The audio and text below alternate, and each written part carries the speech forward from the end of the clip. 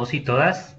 Bienvenidos y bienvenidas a este segundo y último webinar del curso de Seguridad Ciudadana con enfoque de género. En estos momentos vamos a dar paso a desarrollar este webinar. Quiero antes, por favor, indicarles cuál va a ser la metodología de trabajo que vamos a utilizar. Por favor, todos debemos apagar nuestros micrófonos.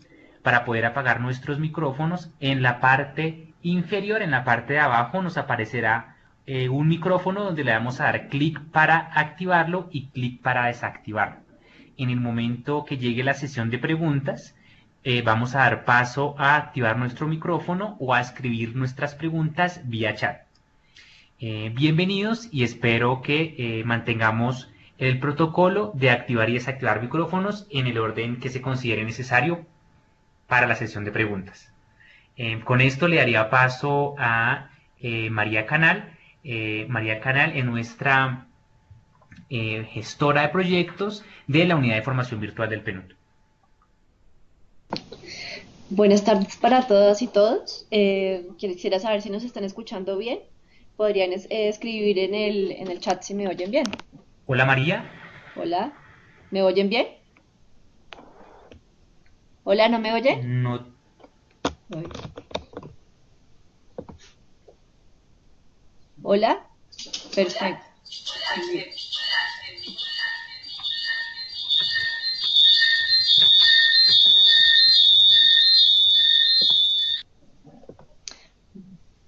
Vale.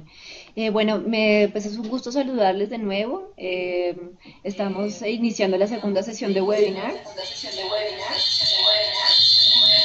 No sé, alguien debe tener el micrófono abierto porque se me rebota el sonido. Ya, creo que ya, alguien lo cerró. Gracias. Bueno, comentarles que hoy teníamos como invitada especial a la señora Yanira Argueta, directora del Instituto Salvadoreño para el Desarrollo de la Mujer, ISDEMU. No obstante, recibimos hace poco un correo de ISDEMU comentándonos que tienen un grave problema de conectividad por un problema que está presentando claro a nivel nacional en El Salvador y que no han logrado conectarse a la sesión. Por ello, pues nos vemos obligados a iniciar la sesión sin la invitada, ya que pues el problema de conectividad no lo han logrado resolver. No obstante, vamos a seguir con el orden del día frente a lo que tiene que ver con el desarrollo del curso, cómo se han dado las interacciones en las unidades, el desarrollo conceptual. Y la sesión va a estar a cargo de las dos docentes, tanto de la moderadora Liber Pizarro como de la docente Ana María Méndez. La idea de este webinar, pues dado que no vamos a tener la conferencia magistral de la doctora Yanira, es hacer un tipo conversatorio, es decir, que vamos a tener un amplio espacio para que ustedes hagan preguntas, para que ustedes formulen sus dudas. La idea sería que pues en un principio las docentes van a hacer unas pequeñas intervenciones de 5 o 10 minutos y luego comenzamos el conversatorio. Entonces, pues ahí les pediríamos que se hagan las intervenciones de manera organizada. Podemos empezar, digamos, 3 preguntas y van respondiendo las docentes. Entonces, pues me parece una excelente oportunidad para dar un precierre al curso, dado que el lunes ya es nuestro último día de la iniciativa. Entonces, hoy podríamos tomar esto como un precierre de curso y hacer como de un cierre también a esa sesión presencial que tuvimos en El Salvador hace unas semanas. Entonces, pues bienvenidos y bienvenidas, muchísimas gracias por su tiempo y le doy las palabras a las docentes. Buenas tardes a todos y todas. Es para mí un gran gusto compartir con ustedes el día de hoy y compartir a través de este espacio virtual lo que hemos venido desarrollando en este curso sobre seguridad ciudadana y género.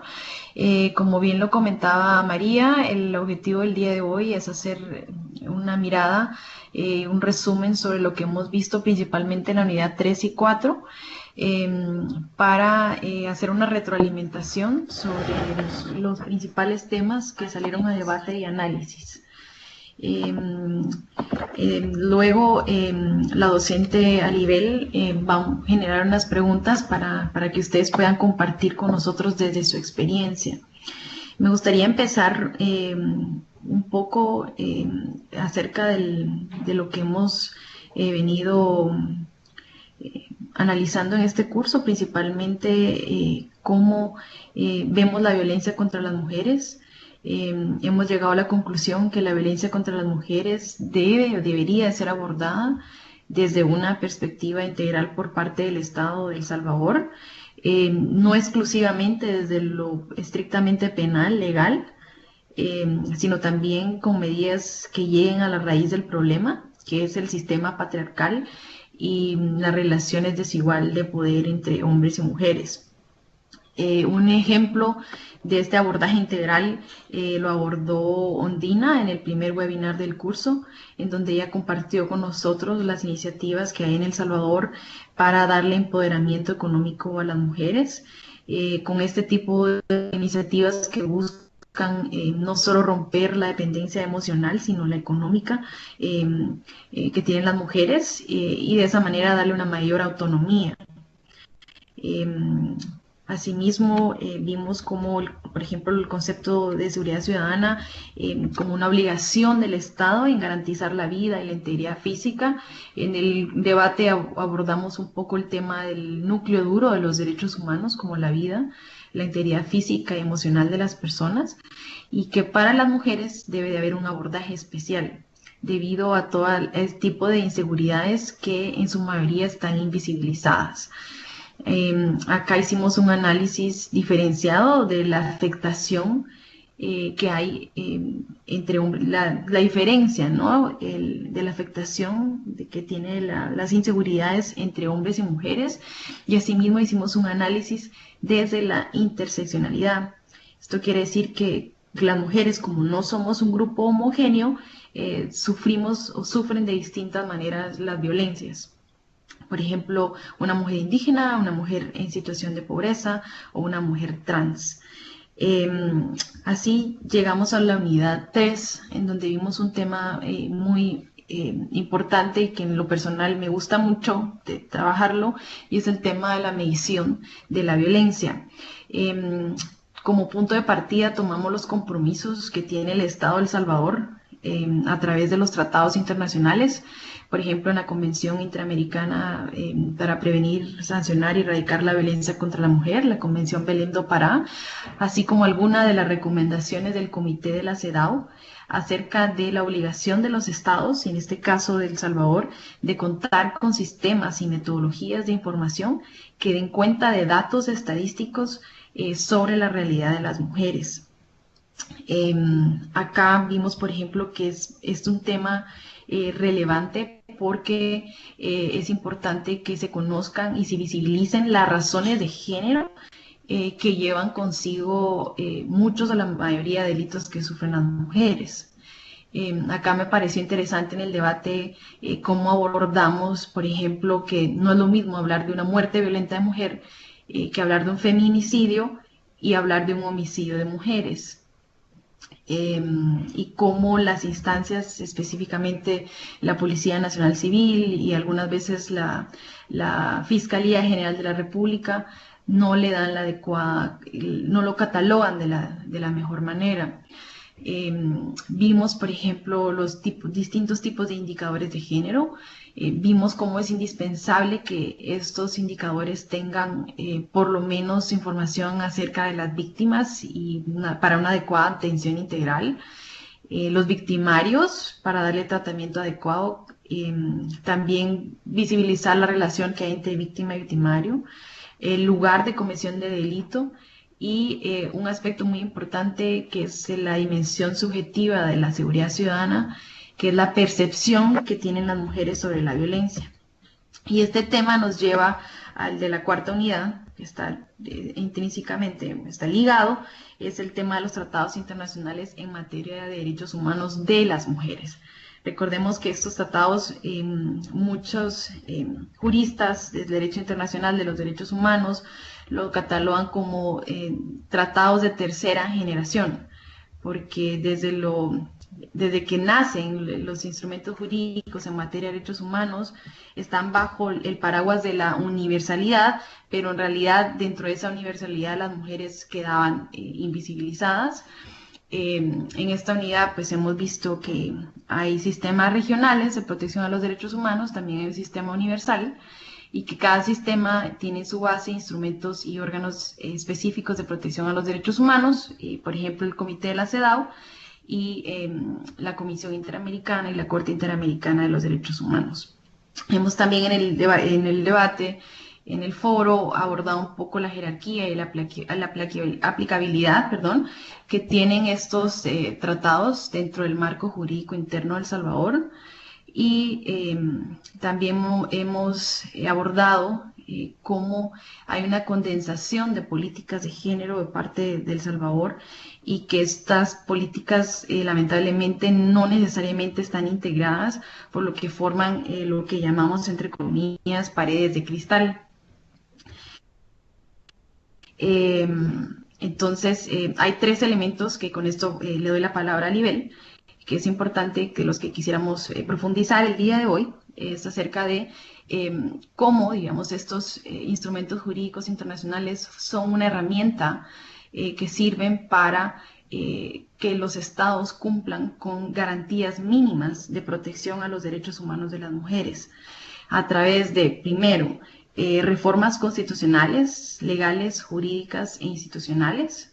Por ejemplo, acá visibilizar que no necesariamente el contar con una ley especial integral para prevenir la violencia contra las mujeres o leyes contra el feminicidio van a garantizar que las mujeres ya no sufran violencia, sino que se requiere una prácticamente revolución cultural para instaurar prácticas, especialmente desde el sistema de justicia penal, que respeten y no revictimicen a las mujeres. Esto nos lleva al segundo tema, que es también contar con servicios y atención integral a las víctimas, es decir, qué modelos o qué medidas está tomando el Estado, principalmente para evitar lo que se conoce como revictimización o victimización secundaria. Si hay un modelo de atención integral o cómo se está abordando esto. Y algo muy importante y olvidado, principalmente en la región centroamericana, es qué respuesta se le está dando a los victimarios.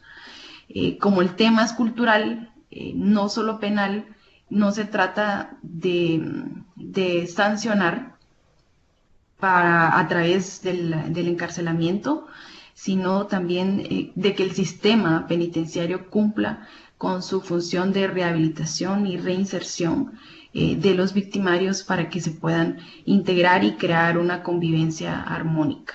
Entonces, esto sería como una breve mirada o una retroalimentación acerca de lo que hemos estado viendo en el curso. Para nosotros va a ser muy importante el día de hoy conocer desde sus experiencias, y cuando intervengan nos pueden refrescar en qué parte o en qué institución o qué organización ustedes trabajan y conocer un poco su perspectiva. Entonces le dejo la palabra a Libel, por favor. Muchas gracias, María, Oscar y Ana María, y buenas tardes a todas y todos. Muy contenta de estar con ustedes. Lastimosamente nuestra expositora no pudo acompañarnos, pero todo pasa en la vida por algo. Significa que nosotras teníamos que volver a charlar con ustedes hoy. Y gracias, Ana María, por el resumen. Y quisiera volver quizás a los temas de esta unidad 4. Cuando pensamos en los mecanismos internacionales, ya sea las conferencias, ya sea las convenciones que tienen carácter de tratado, o los pactos, las reglas de Brasilia, por ejemplo, cada una de estos instrumentos. Concretamente, en el caso de la CEDAW y de la Convención de Belém do Pará, uno de los ítems que aparece en esta unidad 4, en nuestro material de lectura, es las reformas constitucionales, legales, jurídicas e institucionales. Y ya nosotros vimos en las anteriores unidades las leyes con las que se cuenta en El Salvador. Ya vimos en este foro que ustedes han estado participando los mecanismos internacionales, pero me gustaría que ahondáramos en cuáles serían esas normas o esas reformas constitucionales, legales o jurídicas, que tendrían que hacerse en El Salvador para que se pueda cumplir plenamente con la no vulneración o violación de los derechos humanos de las mujeres principalmente, pero en general de la seguridad ciudadana con enfoque de género. Y voy a colocar algunos ejemplos que son de Panamá, de Guatemala o de otros países centroamericanos para un poquito refrescar y un poquito como hacernos pensar, porque como tenemos una tarea que cumplir y tenemos preguntas que contestar en el foro, pues vamos como haciendo lo que la tarea nos indica y que es como respuestas formales, pero para que analicemos un poquito más, hablábamos de algunos ejemplos y yo los voy a colocar como ejemplos para devolver esa pregunta a ustedes.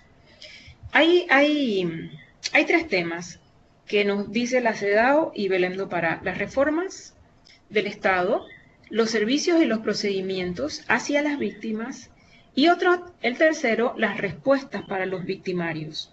En el primero, reformas legales, voy a mencionar ejemplos que no tienen que ver con penalizar.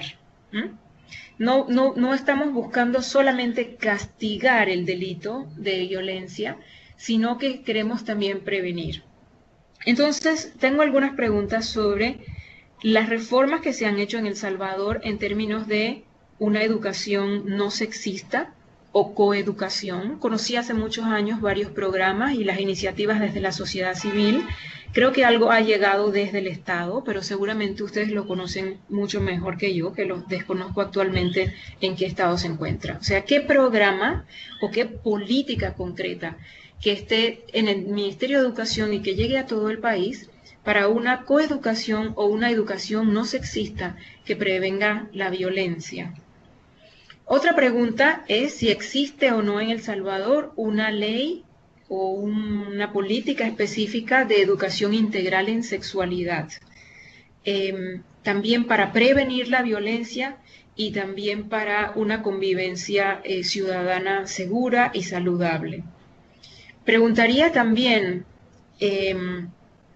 ya en el caso de las leyes más en torno a lo penal, aquí, por ejemplo, en mi país, cuando un adulto mayor de edad tenía relación con una menor de edad, eso se consideraba estupro, es decir, técnicamente violación. Es decir, no había derecho de la persona menor de edad a consentir. Y esas normas han ido variando.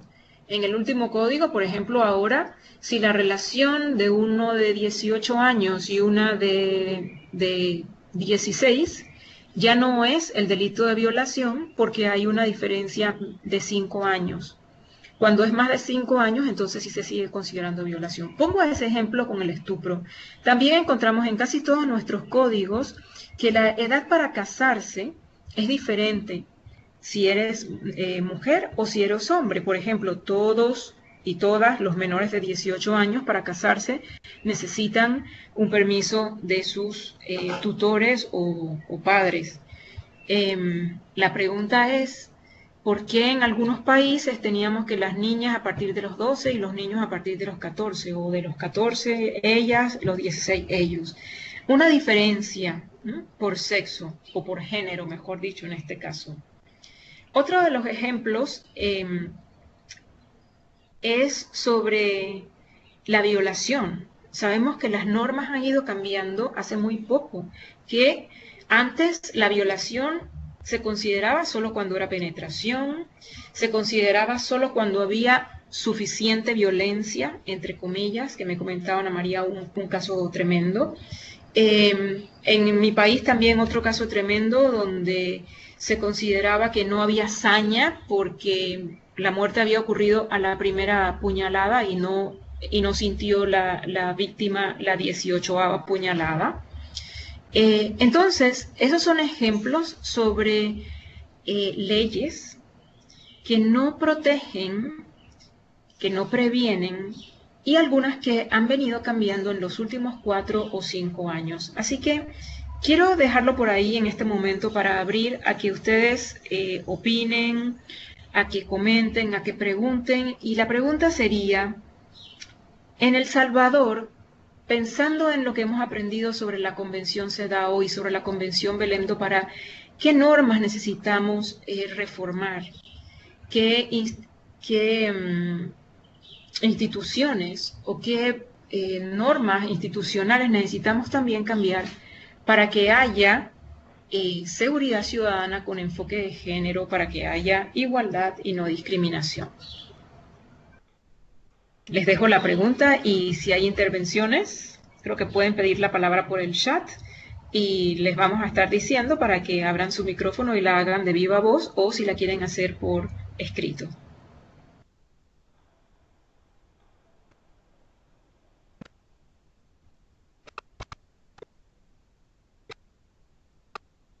Percibo un silencio tremendo. ¿Está alguien allí? Rina pide la palabra. Bien. Adelante, Rina, activa tu micrófono.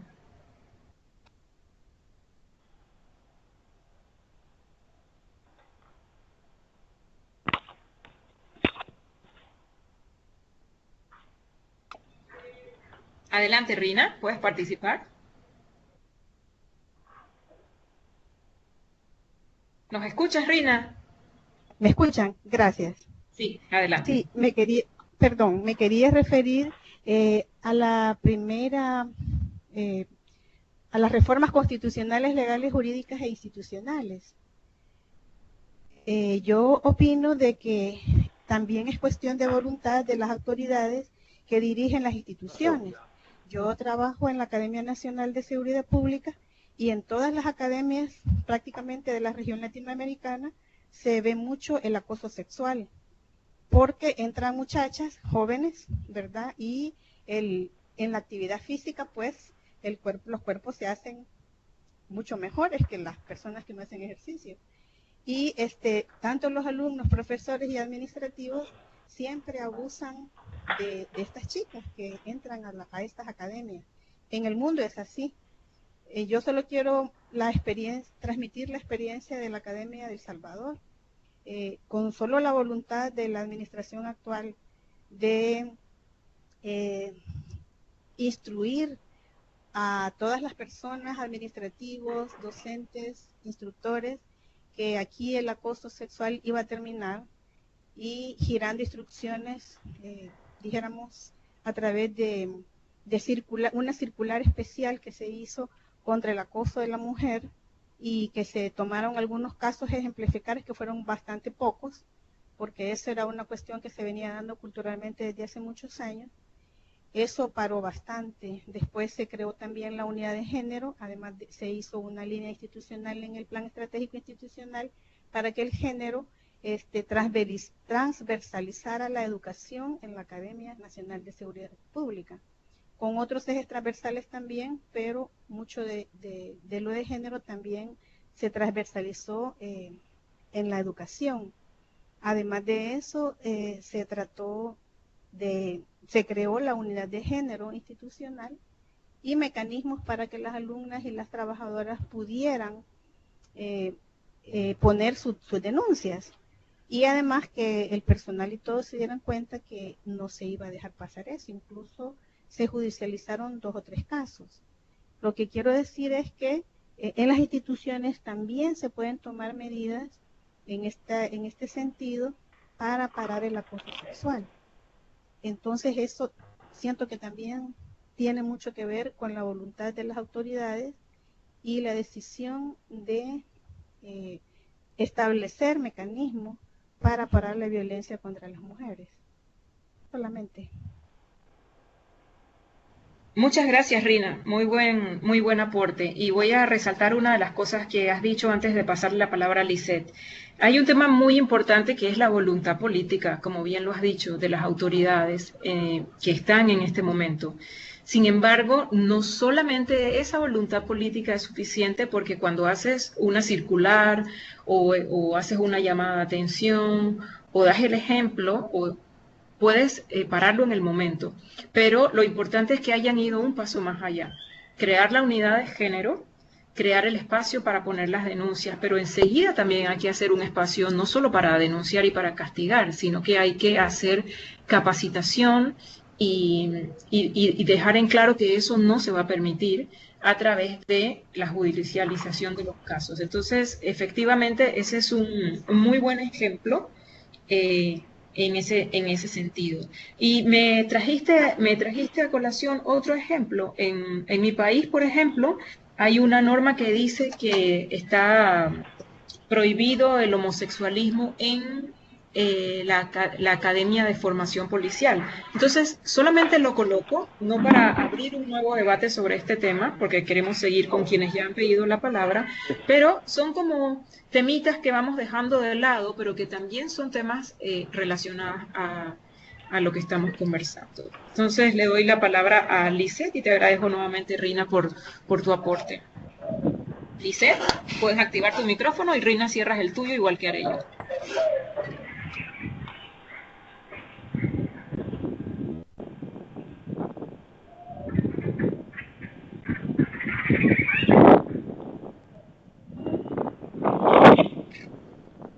Rina, ¿puedes cerrar tu micrófono, por favor? Y Lisette, no, no te estamos escuchando, Lisette. Te leo, pero no te escucho.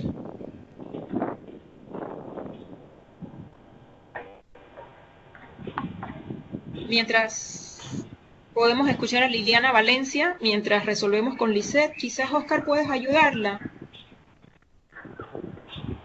Liliana.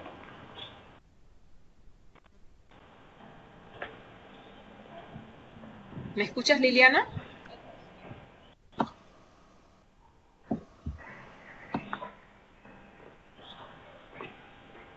Liliana, si puedes abrir tu micrófono, ese que tienes ahí abajito, quizás tienes una raya en medio, hay que darle un clic para que se active.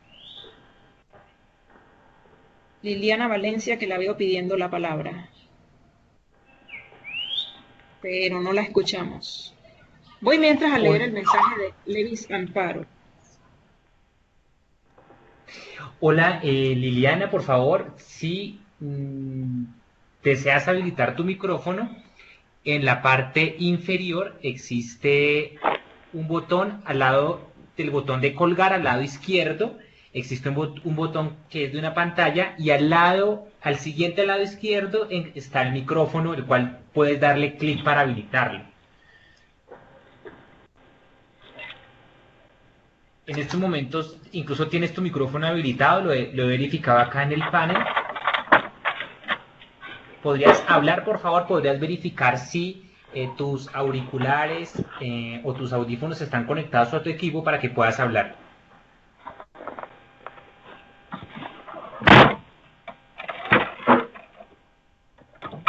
Bueno, mientras que Liliana establece esa conexión, podríamos darle la palabra a Marina Martínez.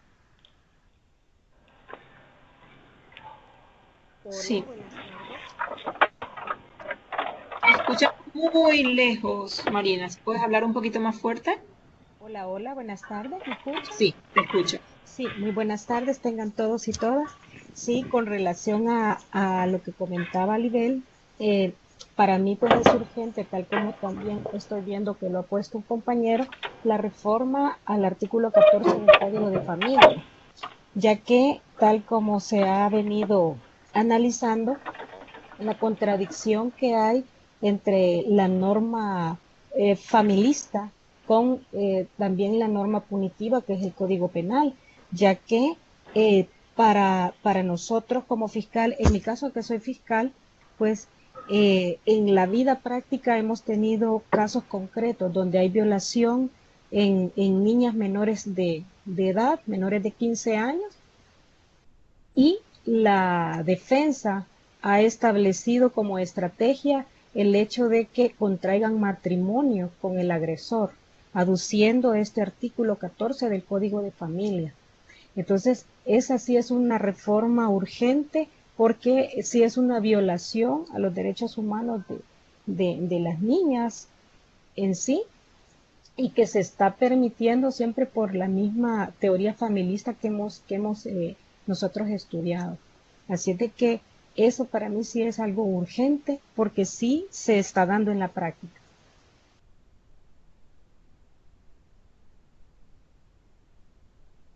Muchas gracias, Marina. Casualmente ese es uno de los ejemplos que hablábamos Ana María y yo justamente antes de reunirnos con ustedes.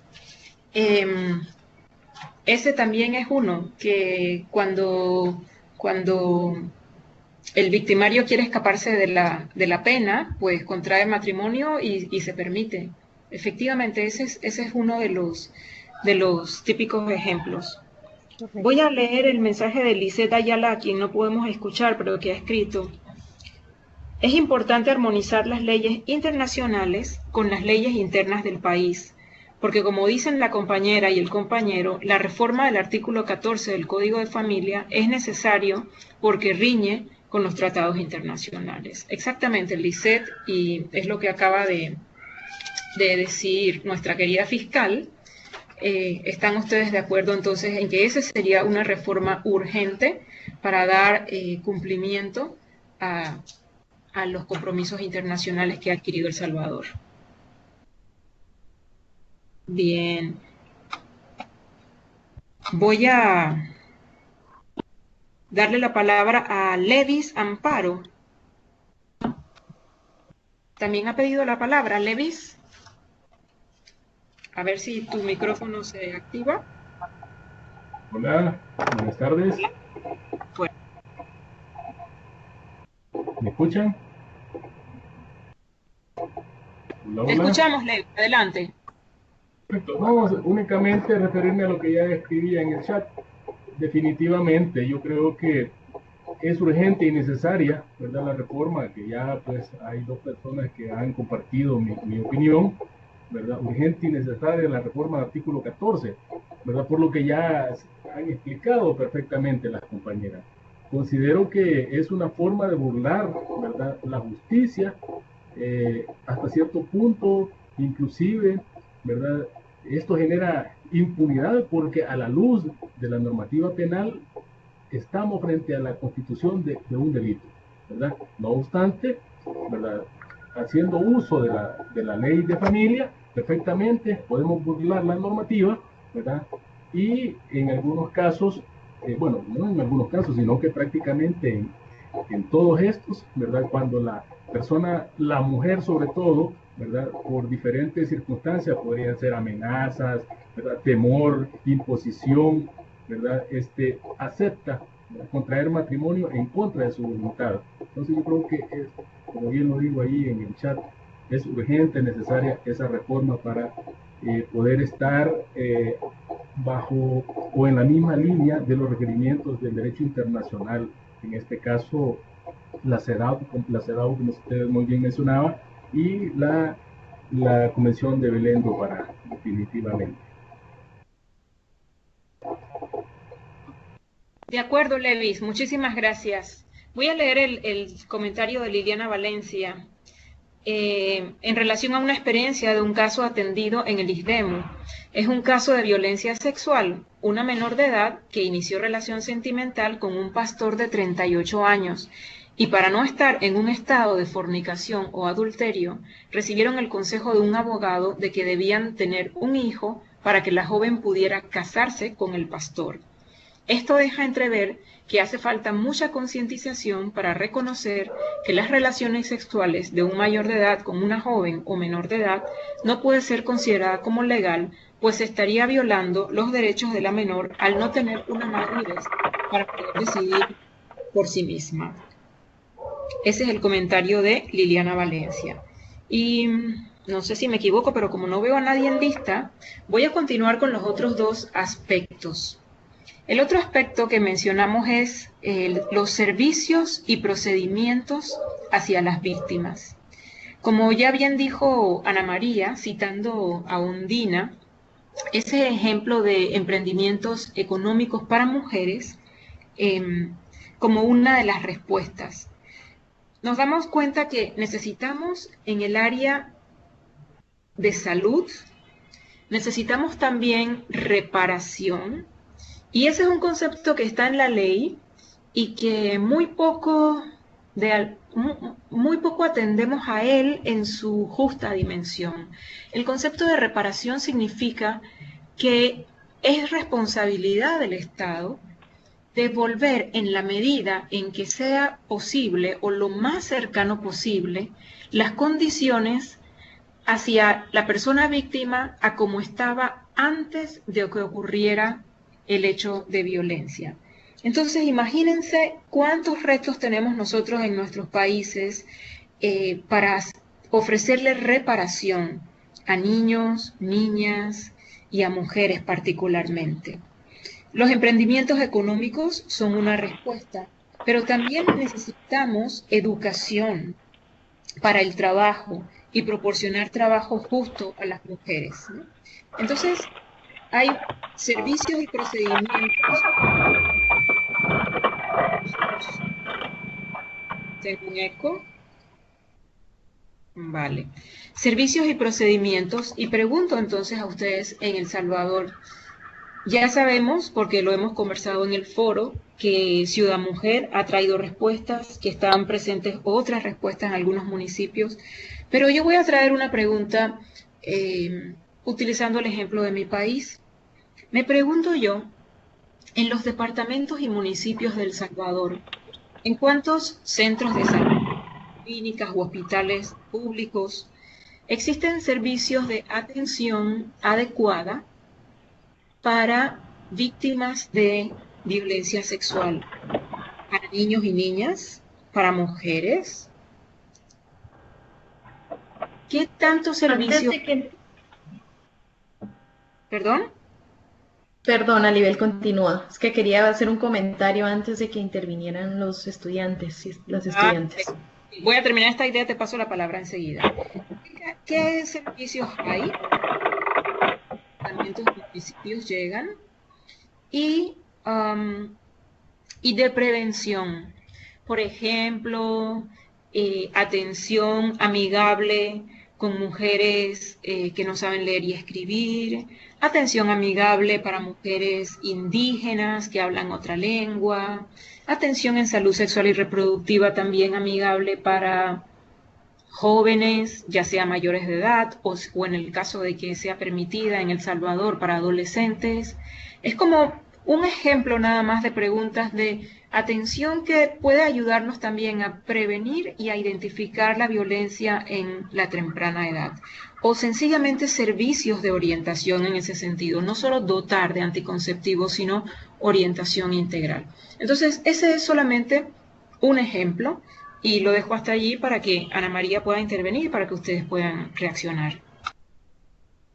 Es solo un pequeño aporte justamente en la parte preventiva, y es que la seguridad ciudadana con enfoque de género implica que el Estado cumpla con la debida diligencia y el deber de conocer las situaciones de riesgo que se encuentran ciertas mujeres.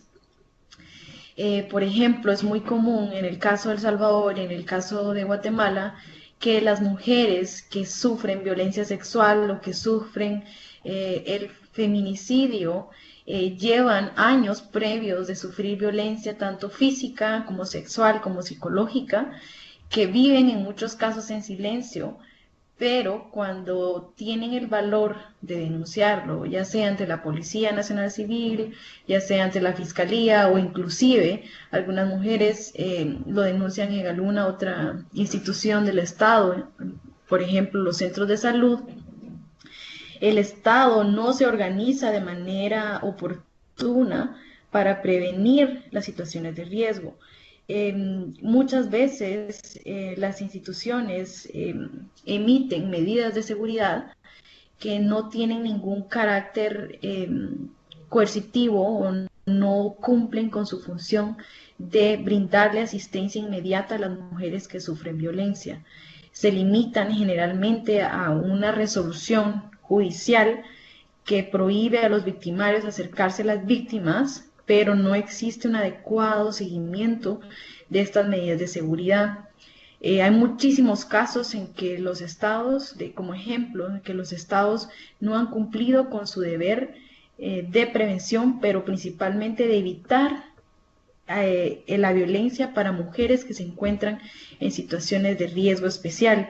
Hay un caso emblemático que les invito a que ustedes puedan buscar en internet, que es el caso del campo algodonero. sobre México. Es un ejemplo de cómo el Estado no debió haber sabido el riesgo que se encontraban estas mujeres y no lo evitaron. En el caso de Guatemala también los invito a ver el caso de Mindy, pueden buscarlo así en YouTube o en Google. Y el caso de Mindy es la mujer sin rostro que por años denunció ante la Fiscalía, al Ministerio Público de Guatemala, quienes le extendieron medidas de seguridad que se limitaban solo a lo escrito, a una resolución. Y Mindy ahora es una de las 800 o 900 mujeres que se registran al año de muertes violentas catalogadas como feminicidios. Entonces también les dejo esto para que ustedes lo puedan ver más adelante, lo puedan revisar, investigar si tienen tiempo durante lo que queda del curso. Así que les dejo la palabra.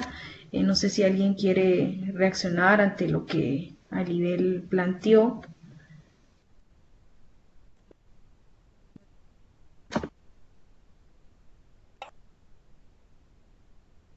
Gracias, Ana María. A ver, Liliana está escribiendo. Bueno, mientras Liliana escribe, voy a tocar otro tema que tiene que ver con la violencia. Y generalmente lo tenemos pero tan normalizado que no lo catalogamos como violencia. Y es... ¿Sí? ¿A quién escuché? Hola. Hola. Se escuchó algo y luego ya se fue. Elsie. ¿Quieres participar de viva voz, Elsie? Puedes activar tu micrófono y te cedo la palabra enseguida.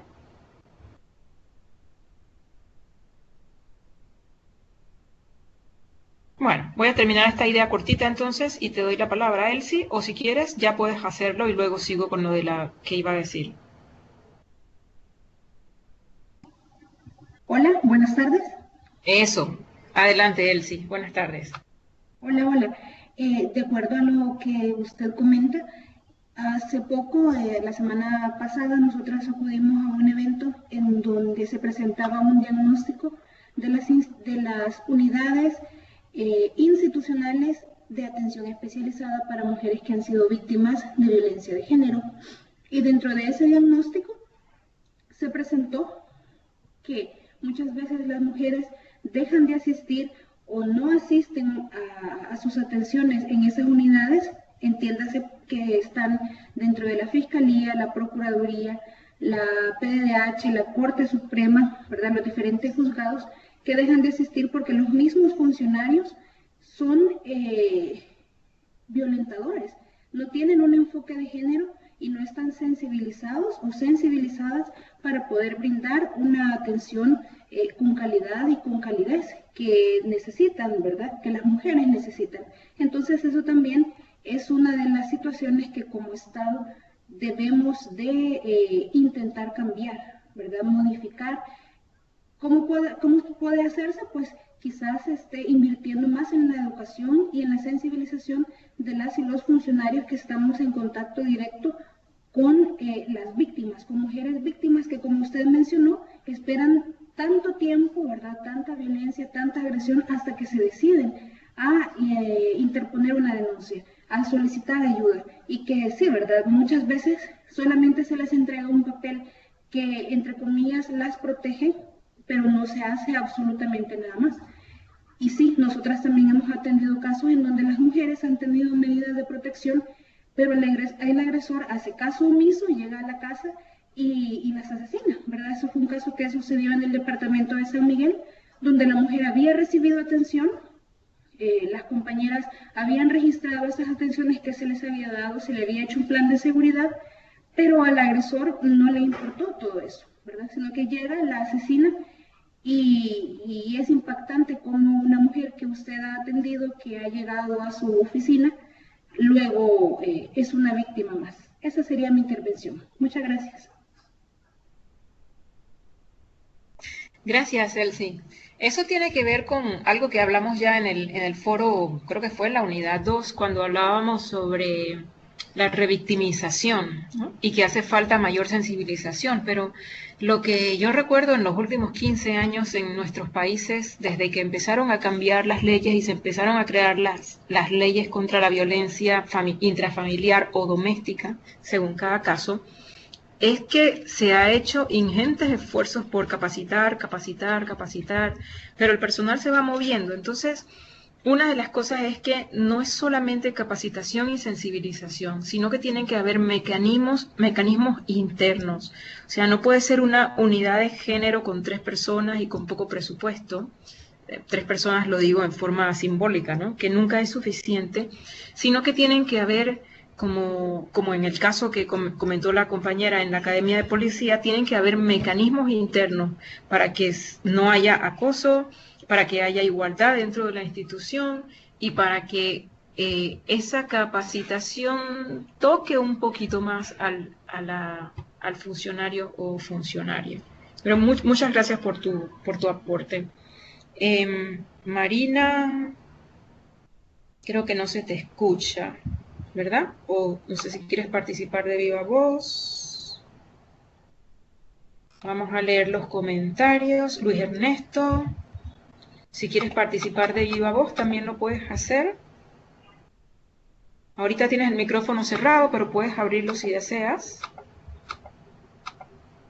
O voy a leer. Aquí, a ver.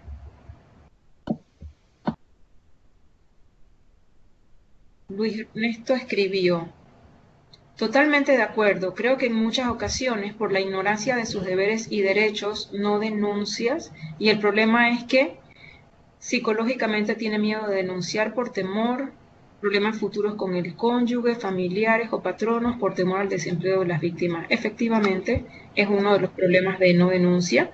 Sin embargo, en este momento queremos como darle una mirada, ¿no? a qué es lo que necesitamos reformar desde el Estado a la luz de los compromisos de la CEDAW y de la Convención Belém do Pará. Muchas gracias por tu aporte, Luis Ernesto. El nivel, Rina nos dice: he leído el caso de Mindy y me impactó mucho. En El Salvador es la misma historia. No hay procedimientos que garanticen la seguridad de las mujeres que sufren violencia. Para mí es claro quién fue quien mató a Mindy. Su agresor le desfiguró el rostro y le causó tanto dolor. Por otro lado, Liliana nos dice: es necesario que la PNC desarrolle un sistema que permita la medición la medición del nivel de riesgo, con el pueda hacer una medición inicial de riesgo cuando la mujer interpone la denuncia, el cual serviría de base para determinar cuáles serían las medidas de protección que necesita para evitar cualquier daño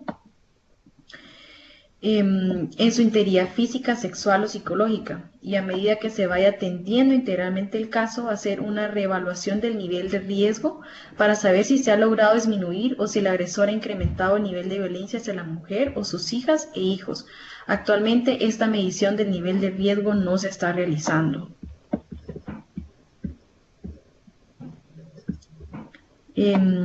Coralia nos dice: existen casos que las mujeres que son objeto de violencia deciden interponer la denuncia, pero dado la burocracia que muchas veces existe en algunas unidades de atención especializada, deciden no poner la denuncia. Aquí me gustaría abordar un tema que, digamos, es importante que lo analicemos desde una perspectiva integral y de manera estructural, y es que hay una razón de peso, como ustedes han mencionado aquí, de por qué las mujeres no ponen la denuncia.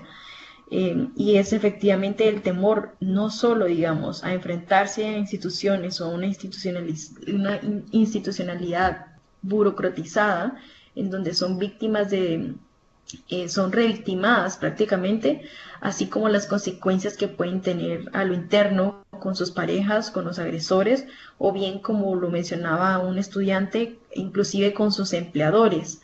Entonces es importante que aún así el Estado no debe de obviar ni debe de no prestar atención a estos casos, y el Estado aún tiene toda la obligación de conocer estas situaciones de riesgo y organizarse para prevenir que las mujeres sufran violencia de género.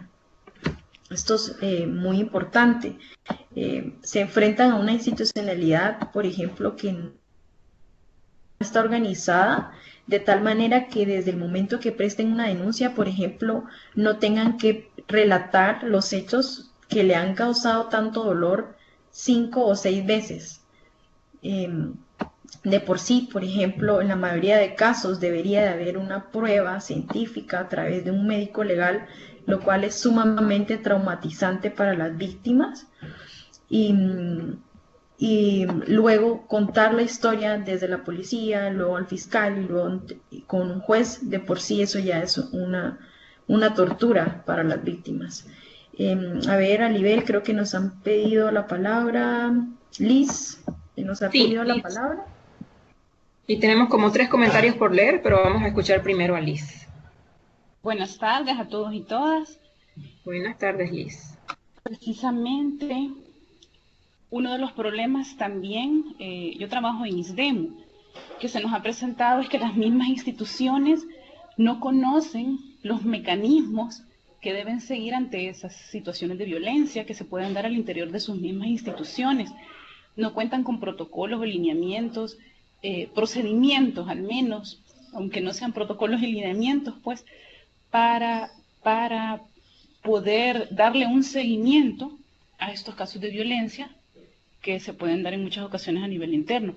Y en otros casos, si bien pueden tener una noción de cuál es la ruta a seguir, yo muy particularmente lo que percibo es el temor a las consecuencias y obviamente a lo que va a implicar, pues, el llevar a cabo esta ruta o este procedimiento. En ese sentido, considero que es una deuda efectivamente que se tiene por parte del Estado para brindar esta atención a las víctimas. Ahora bien, hace falta mucho también en cuanto a la educación en cuanto a salud sexual y reproductiva, que es un tema que no se quiere tocar en muchas ocasiones porque se percibe la idea que estamos hablando de aborto, ¿verdad? Y entonces ahí vienen una serie de situaciones, ideologías, etcétera, ¿verdad? Que sería un tema de discusión amplio. Incluso yo particularmente tuve la oportunidad cuando tuve a mi hijo, ¿verdad? La persona que estaba conmigo en la habitación dijo que tenía 3 hijos y que quería proceder a la esterilización, y lo primero que le preguntó la enfermera fue si ya había hablado de esto con su pareja y necesitaba que él le autorizara que ella, o sea, esa esterilización. Entonces surgieron una serie de cuestionamientos por parte de ella también en cuanto: ya tengo 3 hijos, bueno, ya los tenemos, ¿verdad? Ya no queremos más, no tiene que venir firmado por él, que él está autorizando prácticamente que la puedo esterilizar, ¿verdad? Entonces, a nivel, esa atención amigable no se da en todos los casos, en todas las instituciones. Hay mucho temor a hablar de ciertos temas, ¿verdad? Por la creencia errónea que se tiene con relación a lo que se debe abordar o no. En materia de educación, déjenme comentarles que sí se han llevado a cabo reformas, ¿verdad? Precisamente para poder brindar esta enseñanza, no como veníamos y la recibimos nosotros, ¿verdad? Y a nivel de, entiendo, parvularia, primaria y hasta 3er ciclo, si mal no recuerdo, ya se llevaron a cabo actualizaciones en las currículas. Hace falta mucho todavía, obviamente, por actualizar y por mejorar. En cuanto al tema de reparación, sí es un tema en el que existe una deuda enorme, ¿verdad? En muchas ocasiones, en la mayor parte de los casos, si no se llevan pruebas, si no se cuenta con pruebas de que efectivamente, pruebas, y en muchas ocasiones los jueces las identifican como tangibles económicamente, entonces, para una indemnización, ¿verdad? No digamos que la reparación, y solo se ve en la mayor parte de ocasiones como una cuantía económica. Eso implica, o sea, es una serie no solo debemos limitarlo, ¿verdad?, a la cuantía económica, no obstante, así está siendo catalogado hasta hoy por hoy, ¿verdad? En la mayor parte de casos. Es una deuda que existe en reparación en todo sentido, en cualquier clase de víctimas, de cualquier clase de delitos. Así es que sí, efectivamente hay una serie de situaciones que se deben cambiar. Incluso en esta presentación de diagnóstico que Elsie manifestó, se establecía un promedio de atención para la víctima que llegue afectada por violencia en cualquiera de estas unidades de todas las instituciones involucradas, de 25 a 30 minutos para poder tener la primera atención. Entonces eso llamaba mi reflexión y decía, una víctima, yo, mujer, acudo a una unidad de atención, víctima de violación en ese momento. Entonces es como debemos optimizar un poco más el servicio, y explicaban también el motivo. No es que el personal, más bien, era utilizado ya sea por la falta de interés en el tema, no sabría cómo decirlo, pero era utilizado en otras funciones, no solamente para brindar esa atención. Entonces yo pensaba, yo esperando en esas condiciones, ¿verdad? ¿Qué tanto podría quedarme? 30 minutos, ¿verdad? Para que me brinden la atención en salud, que es lo primero. Entonces sí existen muchas cosas que debemos cambiar, pues, y en ese camino vamos. Lo que pasa es que quisiéramos avanzar con mayor rapidez. Se han logrado muchos cambios, pero sí también la sensibilización, ¿verdad? El enfoque familista, por ejemplo, que dan los tribunales de familia. Ya a veces las personas no quieren acudir a los tribunales de familia porque es la protección de la familia tal cual, y independientemente de las condiciones en las que se encuentra la mujer y el ejemplo que les puedan dar a los hijos, etcétera. Entonces, debemos poner obviamente todos y cada una de nuestra parte para que podamos efectuar estos cambios, ¿verdad? En los niveles requeridos, solamente. Muchísimas gracias por tu aporte, Liz. Muy importantes, y contestando a varias de las cosas que yo estaba preguntando, como era en El Salvador. Voy a leer los aportes de Manuel, Reinaldo, Marina y Lisette. Dice Manuel: a partir de la aprobación de la ley, muchas instituciones del Estado han creado unidades de atención especializada para la mujer en las diferentes oficinas distribuidas a nivel nacional. Sin embargo, todavía existe debe ser miedo en muchas mujeres para denunciar debido a la falta de respuesta del Estado. Dice Reinaldo: muchas denuncias son en vano porque las instituciones no las procesan, simplemente se las empapelan. Dice Marina Martínez: tiene que ver mucho con la construcción históricamente erróneas y patriarcales, por lo que es un verdadero desafío contar con personal especializado y empático.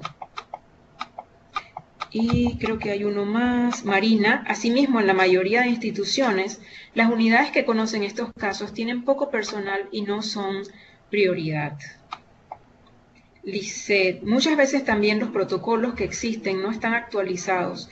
Por ejemplo, en un caso de violación en un hospital, no querían atender a la señora mientras la Fiscalía General, ¿verdad?, no diera el aval, y por lo tanto no le ponían los retrovirales porque la señora no quería denunciar.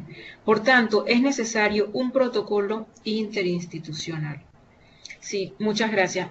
Dice Reinaldo: diputados que crean leyes que ellos mismos incumplen. Bueno, eso tiene otra cosa, eso tiene que ver más bien con voluntad política. Pero sí, lo de los protocolos, muchas veces hay protocolos en el Ministerio de Salud y el personal no lo conoce, o hay algo que se impone muchas veces, que es la norma y la tradición. En ese caso, o en ese ejemplo que hablabas sobre la esterilización, por ejemplo, en mi país, en Panamá, la norma data como de los años 60, y a pesar de que se hizo una impugnación por inconstitucional a esa norma y efectivamente se declaró inconstitucional, lo que sigue ocurriendo es que en cada centro hospitalario hay como una norma y depende del personal médico y del director que esté. Entonces, en unos casos hay una norma que dice que la mujer debe tener 35 años y debe haber tenido 3 hijos para poder que le hagan una esterilización. Y la autorización del marido o de una pariente, en caso que no esté con el marido, la madre.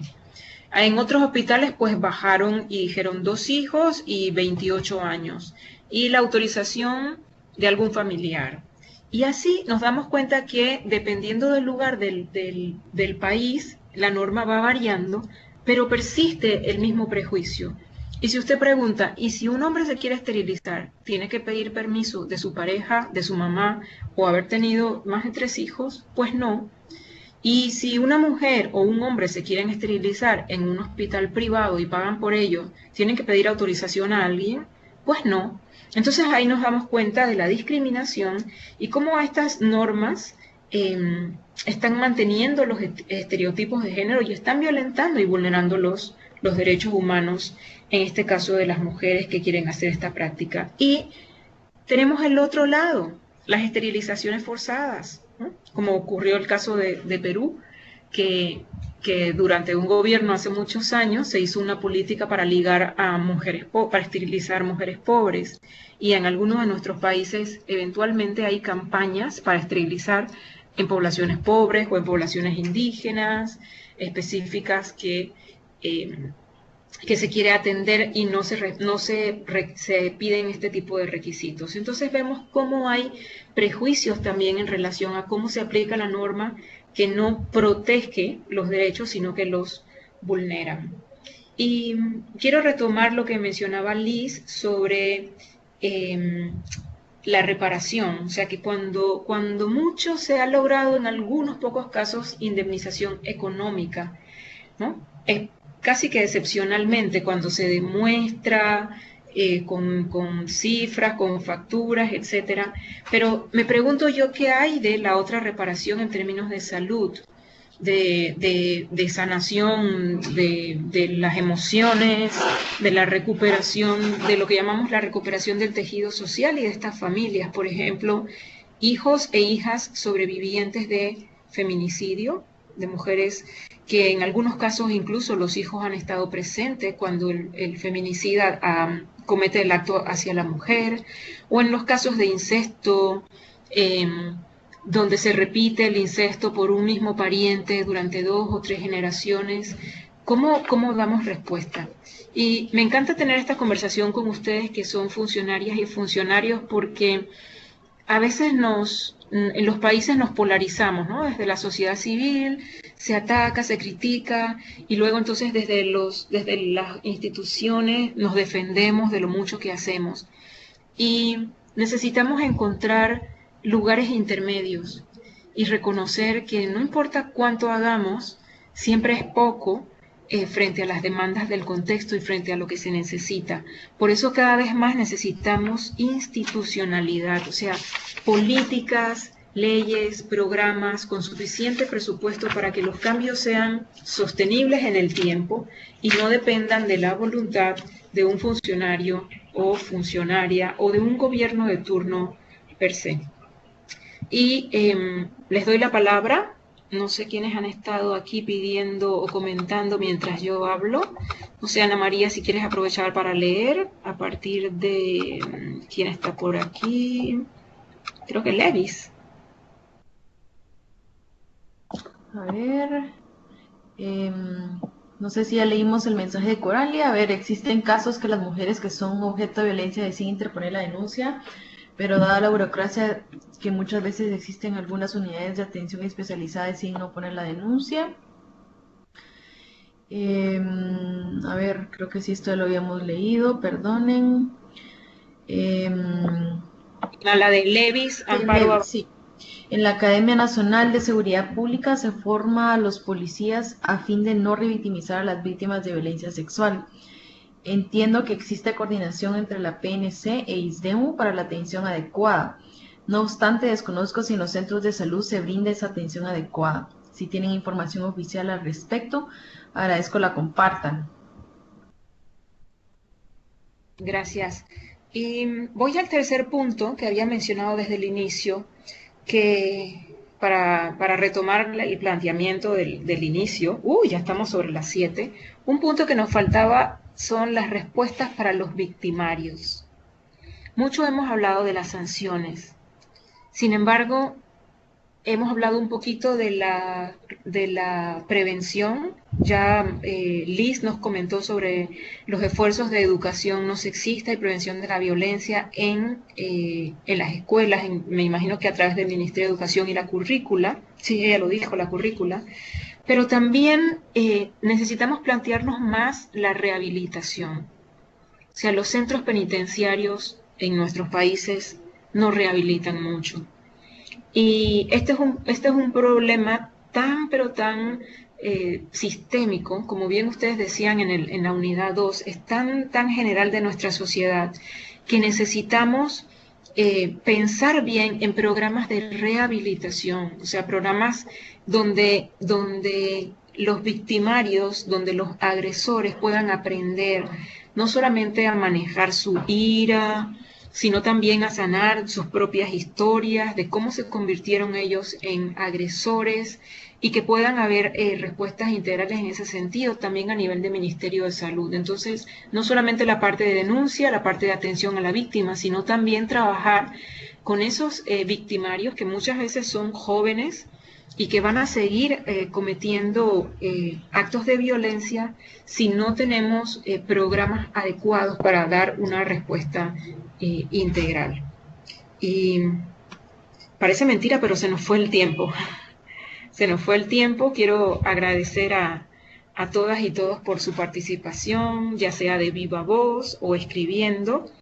Estoy muy contenta de que, a pesar de que nuestra invitada no pudo estar con nosotros, aprovecháramos este tiempo para conversar, para que no sea tan frío solo en el foro, y que así como tuvimos un inicio presencial excepcional de este curso, pues también tenemos, aunque sea virtualmente, esta bonita reunión con el equipo coordinador, con el equipo docente y con todas y todos ustedes.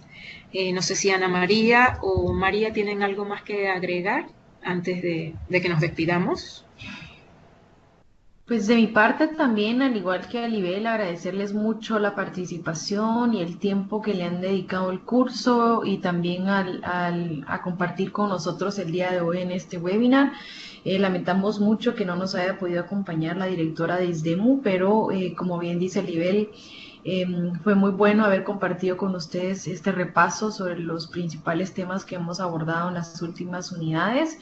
Nuevamente agradezco todos sus aportes al curso, y espero que el curso sea una herramienta importante en su quehacer diario desde su lugar de trabajo, y que sea también una herramienta que les sirva como una alternativa para replantearnos las políticas públicas de seguridad ciudadana con enfoque de género. Así que muchas gracias a todas y todos por su tiempo, y le dejo la palabra a María. Bueno, buenas noches. Muchísimas gracias a todos y a todas por su tiempo y por su dedicación, no solamente al webinar de hoy, sino a la iniciativa de formación en general.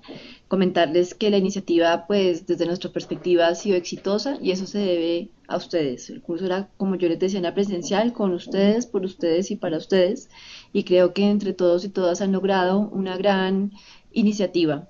También pues darle las gracias a las docentes, y ya pues como avisos informativos parroquiales, comentarles que el lunes se acaba pues definitivo el curso. Ya el lunes es el último día de la unidad 4 y por ende es el último día del curso.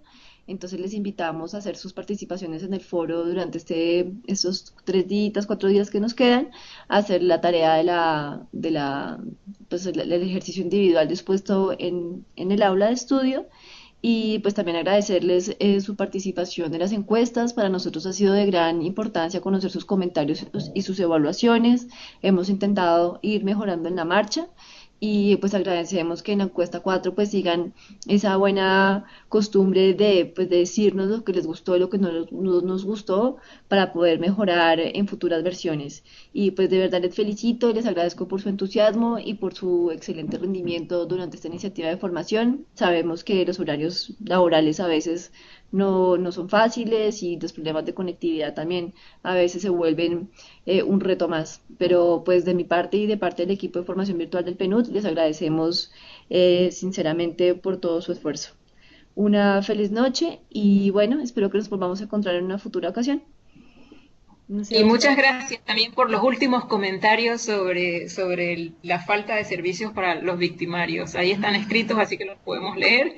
Y buenas noches a todos y todas. Vale, Oscar, ¿te quieres Buenas despedir? noches, hasta luego. Sí, claro que sí. Quiero agradecerles especialmente a Libel, a Ana María. María, muchas gracias por estar en este webinar, en este segundo webinar y último webinar del curso.